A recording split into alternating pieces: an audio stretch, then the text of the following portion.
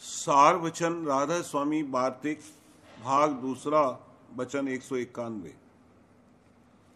आजकल गृहस्थी और भिख जब अपने स्थान से चलते हैं तो तीरथ का भाव करके निकलते हैं, और सत्संग जो सबका सार है उसकी किसी को तलाश नहीं है और न उसका कुछ भाव है। और जिसको कि वह लोग सत्संग समझते हैं वह असल में सत्संग नहीं है। सत्संग सद्गुरु के संग का नाम है, और जहाँ किस्से कहानी, लड़ाई झगड़ा और विद्या की बातें होवें उसका नाम सत्संग नहीं है। सतगुरु रूप आप सत्य पुरुष का है, इसलिए उन्हीं के संग का नाम सत्संग है, और बाकी सब झगड़े हैं, इनसे कभी जीव का उद्धार नहीं होगा। वचन 192। जो लोग के राम और ब्रह्म को सर्वव्यापक समझकर टेक बांध रहे हैं और उसका इष्ट रखते हैं, उनको समझना चाहिए कि ऐसी टेक से जीव का कार्य हरगिज नहीं होगा, क्योंकि व्यापक रूप राम अथवा ब्रह्म दीपक के समान है, सबको चांदना दिखा रहा है। उसी चांदने में चोर चोरी करता है, शराबी शराब पीता है, विषयी विषय भोगता है, परमार्थी परमार्थ कमाता है, पर वह किसी से कुछ नहीं कहता है। फिर ऐसे नाम के जपने या इष्ट बांधने से 84 नहीं छूटेगी और मन अपने नाच नचाता रहेगा। और जिनको कि सद्गुरु रूप मालिक की टेक है और उनका सत्संग प्राप्त है, तो विषयी विषय भोग छोड़ देगा और चोर चोरी से हट जावेगा, और जो खोटे काम हैं उनसे दिन ब दिन बचता हुआ निर्मल हो जाएगा, और एक दिन अपने निज पद और निज रूप को पा जावेगा। और राम ब्रह्म या कोई और नाम या इष्ट जपते जपते उम्र गुजर जाएगी, पर विकार दूर न होंगे और न भोगों की आशा और तृष्णा की जड़ काटी जावेगी। फिर कैसे उद्धार हो सकता है। वचन 193। जो कोई यह ख्याल करते हैं कि हमने तो सब त्याग दिया या पोथियां पढ़ पढ़ और विचार करके सब छोड़ दिया, यह बड़ी भूल और धोखा है। उनको अपने मन और इंद्रियों की परख नहीं आई।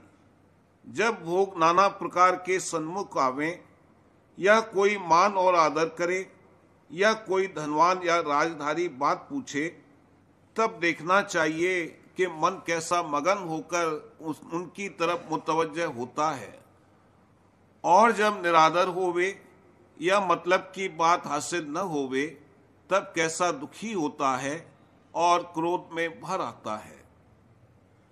इससे मालूम हुआ कि इच्छा, मान और बड़ाई और चाह, सैर और तमाशे और नामवरी की अभी बहुत जबर अंतर में धसी हुई है।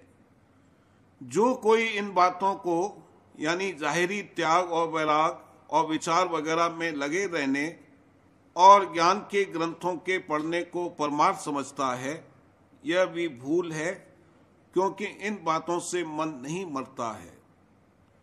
मन के मारने की जुगत यह है कि पूरे सद्गुरु या पूरे साथ की सेवा और उनका सत्संग और रूखा सूखा टुकड़ा खाकर उनकी जुगत यानी सुरक्षित मार्ग के अभ्यास में मन को जोड़ना। और जब इन बातों का जिक्र भी नहीं, तो मन कैसे बस आवेगा और परमार्थ कैसे बनेगा। और जब हाल यह है कि जबान से तो कहते हैं कि इस लोक और परलोक के विषय भोग कागविष्टा के समान है, और मन में चाह और तलाश उन्हीं भोगों की धरी हुई है, तो फिर उनको क्या फायदा होगा। अफसोस है कि वह ऐसे गाफिल हैं कि उनको यह भी तमीज नहीं होता कि हम कहते क्या हैं और करते क्या हैं। पर संसार उनसे भी ज्यादा गाफिल है कि उन्हीं को परमार्थी जानता है और डूबे हुओं के पीछे लगकर डूबता चला जाता है। वचन 194। बाजे विद्यावान ऐसा कहते हैं कि भोगों की चाह और काम क्रोध आदि मन और इंद्रियों के स्वभाव हैं और जीव का स्वरूप इनसे न्यारा है, और जो उसको विचार करके समझ लिया तो यह उसका कुछ बिगाड़ नहीं कर सकते। अब समझना चाहिए कि यह बड़ा धोखा है कि जब भोग और विलास की चाह और मन इंद्रियों के विकार उनके स्वभाव हुए, फिर संसारी जीव और ज्ञानी में क्या भेद हुआ। जैसे वह इनके फल 84 में भोगेंगे, ये भी ऐसे ही भोगेंगे, क्योंकि भोगते वक्त दोनों एक से आसक्त होकर अपने आपे को भूल जाते हैं। यानी देखने में आता है कि जब ऐसे साहबों का कोई निरादर करे या तान मारे या इल्जाम लगावे, या जब वे दूसरे की मान प्रतिष्ठा होती हुई देखें, तो उसी वक्त उनको क्रोध और ईर्ष्या सताती है। और जब आशा किसी भोग की पूरी न होवे तो दुखी होते हैं और अनेक जतन उसके पूरे होने के लिए करते हैं और हर एक से मदद चाहते हैं और सवाल करते हैं। अब गौर करना चाहिए कि यह क्या हालत है। भोग तो कागविष्टा के समान हुए और वे भी उनके भोगने के लिए महानीच सीढ़ी पर उतर बैठे कि जहां से 84 का रास्ता खुला है।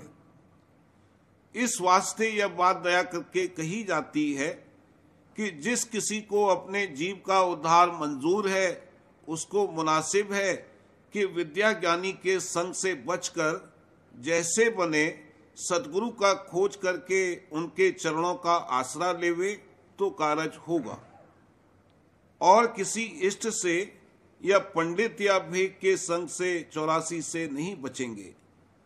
भेक और पंडित को खिलाना पिलाना और जो बने सो देना मुनासिब है, पर तन मन सदगुरु के चरणों में अर्पणा जरूर है।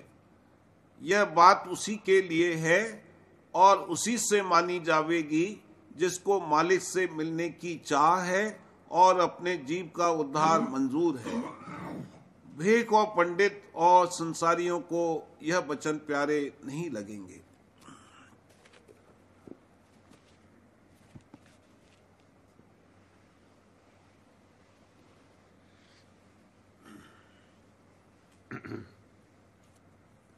बचन महाराज साहब, बचन 70वां। जब बंधन टूट जाते हैं तो बड़ा आनंद और मगनता और निश्चिंताई हो जाती है। सब तरह के बंधन टूटने चाहिए। पहला धन का बंधन, तो धन में सब तरह का धन आ गया। दूसरा मन का बंधन, तो मन में अपना मन और सब वास्तेदारों का मन आ गया। तीसरा तन का बंधन, तो अपना तन और रिश्तेदारों का तन आ गया। गर्जे की सब तरह के बंधन, मान प्रतिष्ठा वगैरह, जैसे कि वशिष्ठ जी ने कहे हैं, टूटने चाहिए। बाज वक्त मामूली हालत में जीव ख्याल करने लगता है कि मेरा बंधन किसी खास चीज का टूट गया, लेकिन जब उस पर कोई सदमा पड़ता है तो मालूम होता है कि किस कदर बंधन धरा हुआ था। बंधन टूटा हुआ जब समझना चाहिए कि जबकि उसके भाव अभाव या हानि लाभ में उसको कोई दुख सुख न हो, जैसे कि गैरों के दुख सुख में इसको कोई दुख सुख नहीं होता। सो ये बंधन सब राधा स्वामी दयाल आहिस्ते आहिस्ते तोड़ेंगे, कभी कोई झगड़ा पैदा करके, कभी बीमारी लाकर। गर्जे कि उनके पास बंधन तोड़ने की अनेक युक्तियां हैं और इस तरह पर रफ्ते रफ्ते मोह का बीजा जो मन में धरा है जला दिया जाता है। जैसे कुटुंबियों में लड़ाई हो जाना और एक दूसरे की तरफ से चित्त बिगड़ना, कुछ देर के लिए इसमें मोह टूट गया, फिर आपस में मेल हो गया तो कोई हर्ज नहीं, लेकिन जड़ बंधन की यानी मोह कमजोर हो गया। तन का बंधन अलबत्ते भारी है, इसका टूटना जब समझना चाहिए जबकि इसमें इतनी ताकत हो जावे कि जब चाहे जब सूरत की धार को जिस अंग से चाहे अलहदा कर ले, जैसे कि पंप में से पानी की धार को खींच लेते हैं और जब फिर चाहते हैं नीचे उतार देते हैं। ये ताकत गहरे अभ्यास के बाद हासिल होगी। जब ये हालत हासिल हो जावे तो इसको बड़ा आनंद और मगनता और उपराम दशा मन की प्राप्त होगी। फिर उस वक्त हर तरह की मौत से मुआफकत करने को तैयार हो जाएगा। जैसे जख्म में जब शिगाफ लगा दिया जाता है और तमाम उसकी पीप और मवाद निकाल दिया जाता है तो कैसा आराम मालूम होता है, और जो टीस की पहले होती थी वो सब जाती रहती है। यही फायदा अभ्यास का है कि अपनी सब वृत्ति को बाहर से हटाकर अंतर शब्द में लगावे और उसका आनंद ले। इसी का नाम अभ्यास है और इसी से सब बंधन टूटेंगे। भाग 5वां, दीनता, शरण व प्रेम। वचन 71वां, प्रेम की महिमा। प्रेम यानी इश्क अजब जौहर है। ये मालिक की निजात है और हृदय को रोशन, पाकीज़ा और शीतल करता है।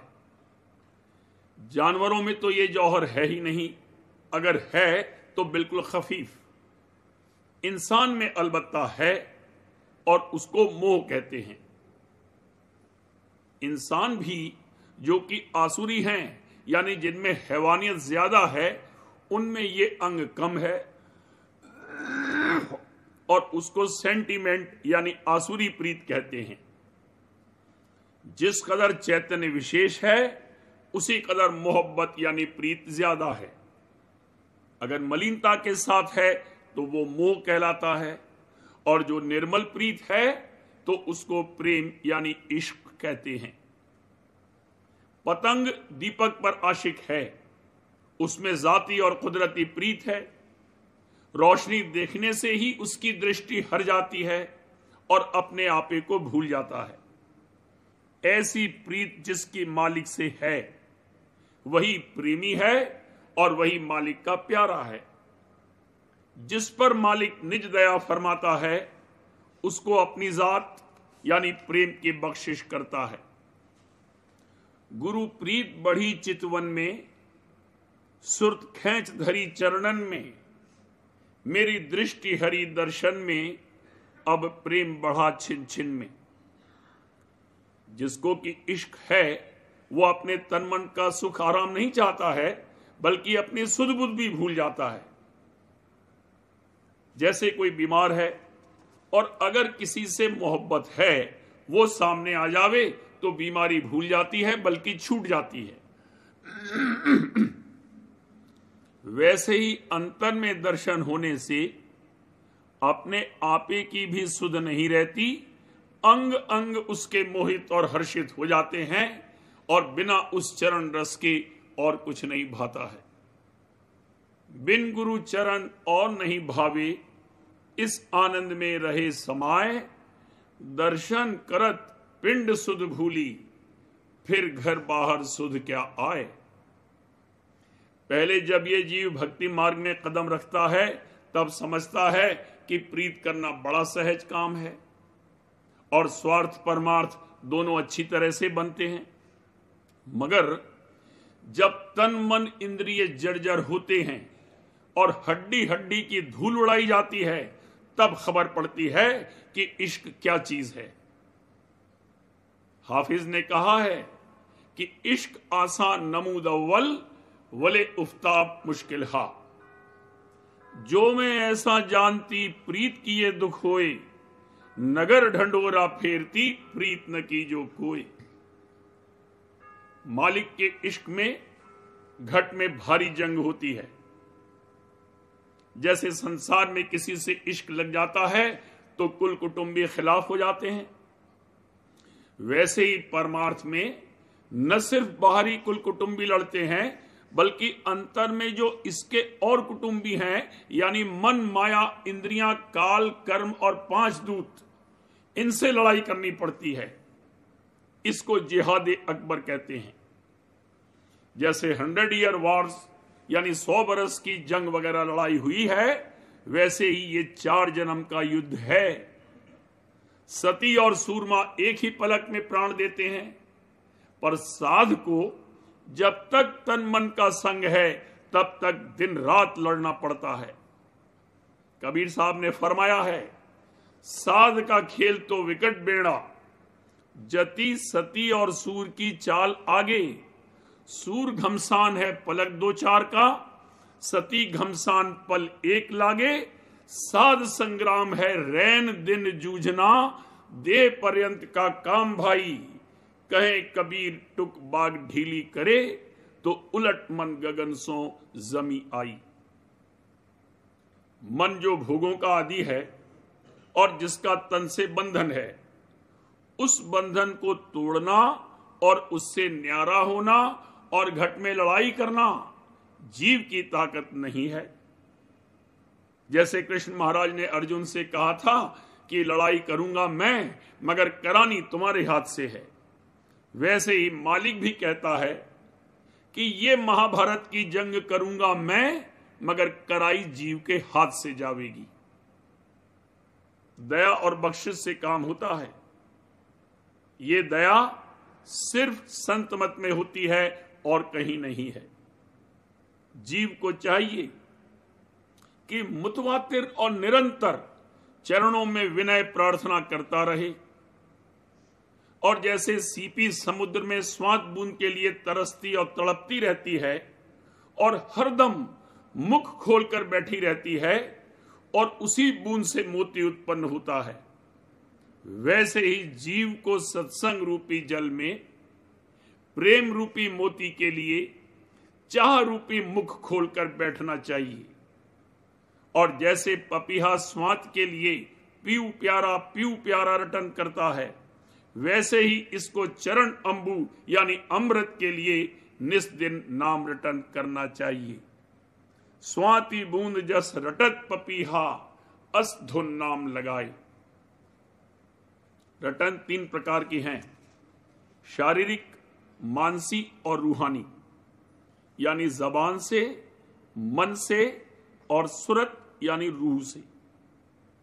फारसी में इनको जिक्रुल लिसान, जिक्रुल कलब और जिक्रुल रूह कहते हैं। पहले किस्म के सुमिरन में गोया लक यानी बकबक करना है, दूसरे में वसवसा और खदशा यानी संशय और भरम होता है, और तीसरे में राहत यानी आराम होता है। रूह से रटन करने की ताकत इस जीव में है, मगर अभी जागी हुई नहीं है, सोई हुई है। जैसे बच्चा है, सब ताकतें उसमें मौजूद हैं, मगर अभी जागी हुई नहीं है। जैसे खान पान वगैरह संसारी सामान व लवाजमा यहां की ताकतों को जगाने के लिए हैं, वैसे ही सत्संग, अभ्यास, परमार्थिक कार्रवाई वगैरह रूहानी ताकत को जगाने के लिए लवाजमा हैं। इनको निरंतर यानी हमेशा करते रहना चाहिए। रूह से रटन किसको कहते हैं, अभी इसको खबर ही नहीं है।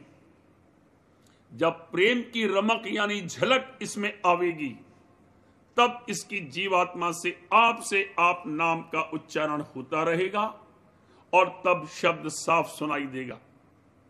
बानी में साफ साफ कह दिया है, नाम प्रताप सुरत अब जागी, तब घट शब्द सुनाए। शब्द पाए गुरु शब्द समानी, सुन्न शब्द सत शब्द मिलाए। अलग शब्द और अगम शब्द ले, निज पद राधा स्वामी आए।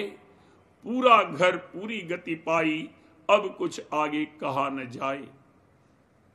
यानी पहले सहजदल कमल का शब्द, पीछे त्रिकुटी का शब्द, इसी तरह स्थान स्थान का शब्द सुनता हुआ और गुरु स्वरूप का ध्यान करता हुआ, सुधा रस पान करता हुआ और लीला विलास देखता हुआ जीव निज घर में बासा पाता है।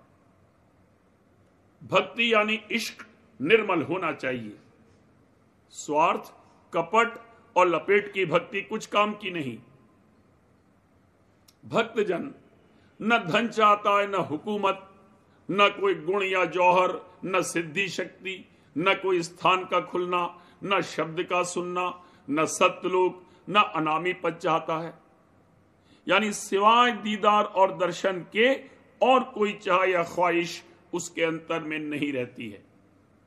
बिन देखे दीदार न मानू, जग संसार सभी विष जानू, अमृत कुंड रूप राधा स्वामी, अचऊं छिन छिन तब मन मानी। बिन राधा स्वामी मोहि कछु न सुहावे, चार लोक मेरे काम न आवे। ज्ञान ध्यान और जोग बैरागा, तुच्छ समझ मैंने इनको त्यागा। मैं तो चकोर चंद राधा स्वामी, नहीं भावे सतनाम अनामी। यही सार अंश है और सब लवाजमा हैं, और यही भक्तजन की चाह और मांग है। जहां प्रीतम से मेला है वहां प्रतीत का सवाल ही नहीं पैदा होता। यानी जिसकी प्रतीत कराई जाती है, जब वही प्राप्त है तो फिर प्रतीत काहे की। सिर्फ शुरू में जब तक मेला नहीं हुआ है तब तक प्रतीत बंधाई जाती है। प्रतीत यानी यकीन 3 किस्म का है, इल्मुल यकीन, ऐनुल यकीन और हक़ुल यकीन। पहला समझौती का यकीन है, दूसरा आंखों से जब देखता है, और तीसरा जात से जब मिल जाता है यानी तद्रूप हो जाता है, और तभी पूरा यकीन होता है। जितने साध महात्मा हुए हैं उन सबों ने एक ही बोली बोली है, मसलन सूरदास वगैरह। इनके शब्दों में भगवंत की भक्ति का बयान है। संसारी लोग इस बात को क्या समझ सकते हैं? अगर किसी से बादशाहजादे बोलें, चाहे उस बात की कुछ भी हैसियत न हो, तो देखिए वो फूलांग नहीं समाता है। पर जो कुछ साध महात्मा कहते हैं उसकी जरा भी कदर नहीं करता। विलायत में औरतें मर रही हैं कि किसी सूरत से बादशाहजादे के साथ नाचें, और जो कहीं किसी को इसका मौका मिल गया तो गोया उसका उद्धार हो गया।